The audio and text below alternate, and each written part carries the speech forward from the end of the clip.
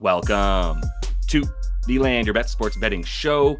NFL play props here for week 6 on Sunday. Going to be going through my 7 best bets and projections for the day for these play props. Also want to run back the giveaway that we had on Thursday night. Got some people to get some money to after they gave me the correct first touchdown score for both teams in the Thursday night football game. We're going to do it again on Sunday here. I want 3 first touchdown scores in the comments from any of the games that you like here on Sunday. And we'll go ahead and get anybody who gets that correct, throw them in the raffle, get $100 out your way. For now, let's go right into week 6 play props. Quick reminder, if you do want every single play that I'm making, head into the link that's in the description of the video over on wap.com. That's where you can make sure you don't miss a single play, get in that VIP Discord. Also got October sale going right now. Oct sale is the code, gets you 50% off your first month. Also got the 7-day free trial rolling for anybody who wants to give it a shot. So jump in there and check it out. But for now, let's just keep rolling here with these play props and kick it off with Josh Jacobs, my namesake. And look at his rushing yards against a very poo-poo defense, as we know. Arizona is very bad, whether it's pass or run, that they're trying to stop. So for Jacobs, I love what happens when they play poor rushing teams this season, which has happened in 3 of the 5 games. He's averaging 80 yards a game, over in 3 of 5. Now, he did have the 150-yard outing against, I believe it was the Colts, where they just beat him up and with Malik Willis at quarterback. But that game was a little bit of an outlier. Still, the other 2 games that he went over, right at 70, 73, 80 yards, and then 2 unders versus very good defenses. And the very good defenses were Minnesota and Tennessee. And they do not give up rushing yards at all. 2 of the best top 5 rushing defenses in the league. But you look at the other 3 games, not nearly as good of rushing defenses. And he went up and got a ton of carries. Only 14 carries and 9 carries in the last 2 weeks when he played some pretty bad or some really good defenses, like I said. So it's a really good buy low spot for Jacobs. His rushing attempts line is at 16.5. He's at 4.5 yards a carry. Arizona's allowing 4.7 yards per carry, so no reason to think he won't be able to get his average. Well, at 4.5 yards a carry, he really only needs 15 rushes to get over his rushing yard prop for this one. I see them continuing to pound the ground here against a really bad rush defense. And look, they'll get some passing plays off against this bad Arizona defense in the pass game as well. But I still love them to just establish the run with Jacobs, feed him at least 15 times with this game script, which is, look, just keep the ball out of Kyler Murray's hands for extended drives, tire out this already bad Arizona defense, walk away with a win at home. I really expect the Packers to have a really positive game script for most of this thing, and Jacobs to rack up the rush yards. Another guy in a nice buy low spot, even though there's some pub on Tank Dell right now. I think the receptions are going to be a really great play for what will be a deep threat for them for sure, but you're going to see him involved in the pass game a ton. I got to believe he's at 8 or 9 targets in this game at least, and that is an easy 4 to 5 receptions for Tank Dell, in my opinion. So you got a really good matchup for him, especially because Diggs is going to be getting all the number 1. Christian Gonzalez is going to be on him because he's the wide receiver 1. That's going to leave a really easy matchup in here for Tank Dell. If you're talking about who he's going up against specifically, he's going to be going up against Marco Wilson and or Jonathan Jones very consistently. Both of them are allowing a quarterback rating of 110 plus on the passes that are thrown their way. So I really like this matchup versus the backup, really the secondary cornerbacks for this Pats team, who's a pass funnel as well. This Pats defense is one of those defenses kind of like the Jags, where they're going to say, we're not going to let you get anything on the ground, but that is going to allow you to rack up some passing yards. And if you look at the Pats on the season, giving up the 7th most yards per attempt as well. So I think the yards will probably be there for Tank as well, but I can't get past the receptions, which is probably a lateral play. And I got these receptions for plus money for him to get 5 in this game. I think that's a very nice number for him. I think 6 is a good play as well if you wanted to ladder this for him, especially because Houston not looking like they're going to have, if they have Joe Mixon, not looking like he's going to be very healthy. So that run game continues to be not as good as it would be with Joe Mixon in there, who hasn't really done much since week 1. So that's going to mean a lot of passes. They've got the 3rd highest pass play percentage in the last 3 weeks, where they've really been without Joe Mixon for the most part there. And I expect that pass heavy script to continue for them in this game. On to a man who has frustrated his fantasy football owners and whomever drafted him, like me, in the top 6 of the draft. But I still think the turnaround is coming. Another really great buy low spot for a running back who played similar defenses to the Josh Jacobs narrative I just gave you. Minnesota, same common defender opponent that they've had in the last 3 weeks, and Denver, right? So they're coming off really, really good run and just defenses at stopping running backs in general. You look at Denver, I believe they're number 1 in the league, limiting running back fantasy points. Minnesota is number 9, and they're both in the top 5 limiting, or top 10, I should say, limiting rushing stuff for the opponent. I like the receiving, though, a lot for him against Buffalo, who gives up the most points per game, fantasy points per game, I should say, to the running back position because they give up the most receptions and the most receiving yards. And while Braylon Allen has definitely come in and scared some people who do have Breece Hall on their fantasy team, or scared people off of betting Breece Hall because Braylon Allen's getting a few of the snaps, the snap share hasn't dropped that dramatically for Breece Hall. He's still above 70% in every game, and is looking at probably going to continue about 70 to 75% for the rest of the season. It's a little bit more of a split situation than we might have thought at the beginning of the season before we all saw Braylon Allen look incredible and very explosive.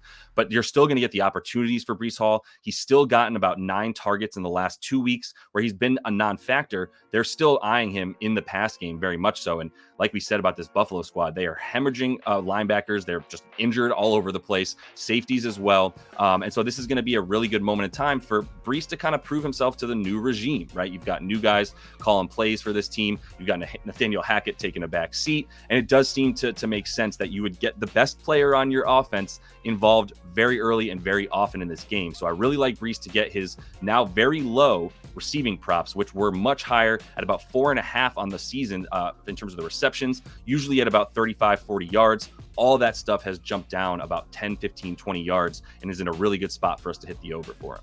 Quick interruption, wanted to let you guys know about parlayplay.io. Link is in the description of the video as well, but you do have the opportunity to get a $5 free game and $100 matched on your first deposit. So if you want a free $100 to play with on Parlay Play, they've got some really good looks. Plus, I know that there's a very nice boost special coming here for a couple different guys, including some of the stuff in the London game where you can just go ahead and get basically a free square for Caleb Williams to get a yard and add that to your bets as pretty much a guarantee that Caleb Williams will be getting at least 1 passing yard. So stuff like that available all the time here on parlayplay.io. Pretty new book here for your parlays and DFS style plays if you want to make them. Highly recommend jumping in there. Get the $100 free as well with code LandYourBets. Next guy up, got to look at Calvin Ridley. This is kind of the week of fading recent results and buying low on a number of players, including Calvin Ridley. Hard to buy much lower on him so far, but I think we're going to get some really good opportunity to finally see a breakout game from Ridley against, as we've already spoken about, a very bad defense for the Colts,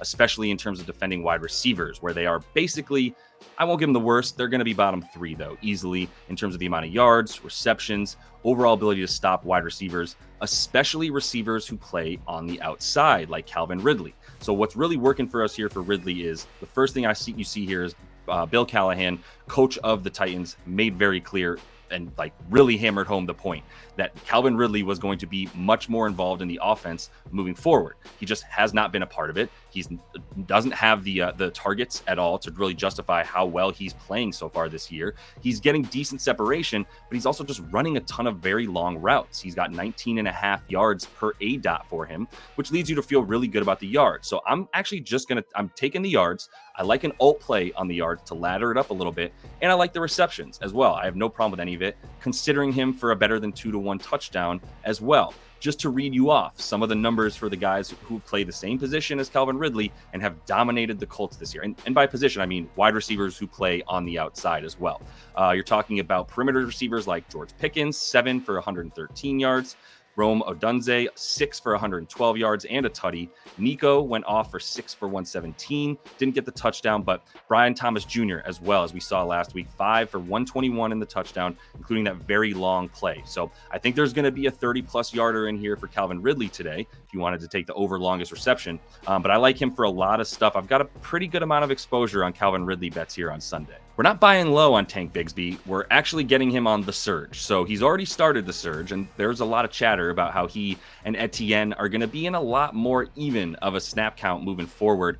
Now, Doug Peterson, head coach for the Jaguars, has said that's not the case. Etienne is still the guy, but he didn't say that Tank isn't going to get an even snap share. And I think you have to say that a lot, to be honest. But either way, Peterson's hand might be forced because Etienne is not up to full health yet. He's still been limited at practice all week, has been banged up for the past 2 or 3 weeks, and that's where Tank has come in and started to steal some of his moxie, right? I think that's why in this game you at least talk about an even snap count for them.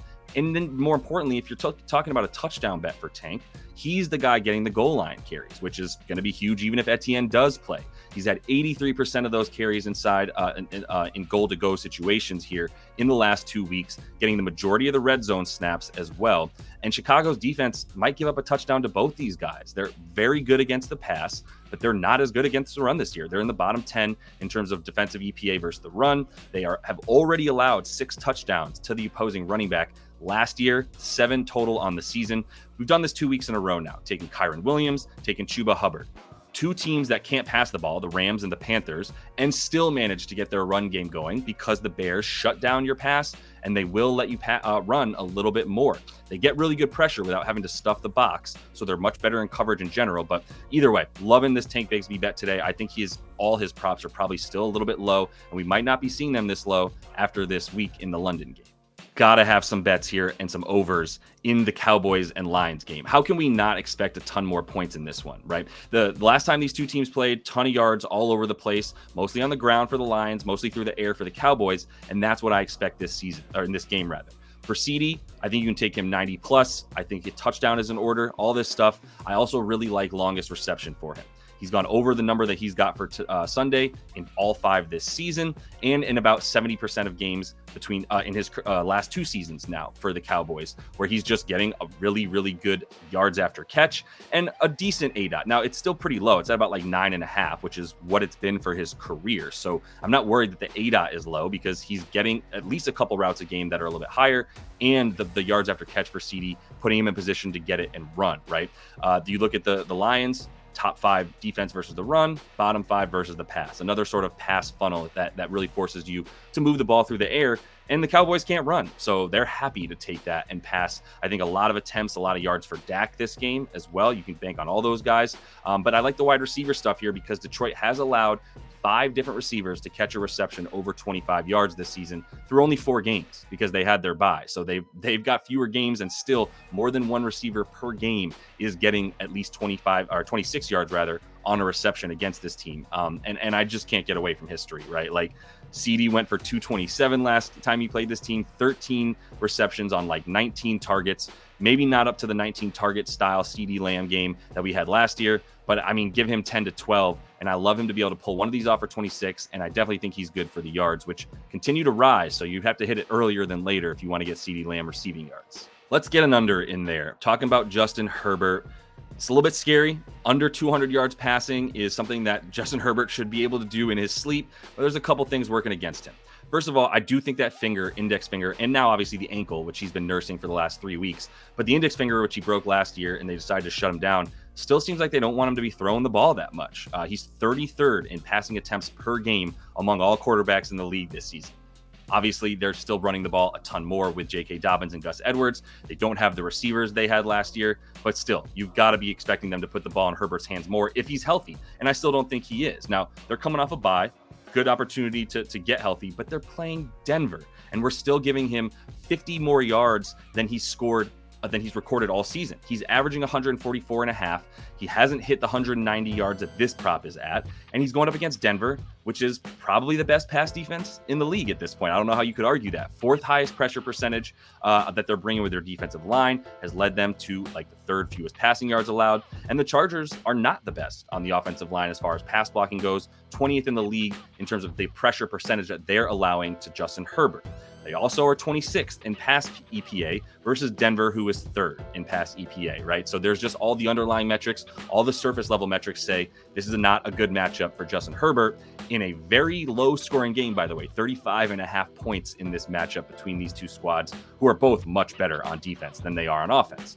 And lastly, the Chargers play at the slowest pace in the league. You got to look at this stuff to see which two teams are not necessarily trying to run to get up to the line as quick as possible and run plays. That would be the Chargers, slowest pace, and they're slowing, as mentioned now, because Justin Herbert doesn't throw the ball very often, 2nd highest run percentage. So the 2nd highest percentage of their plays that they're calling rushes rather than passes.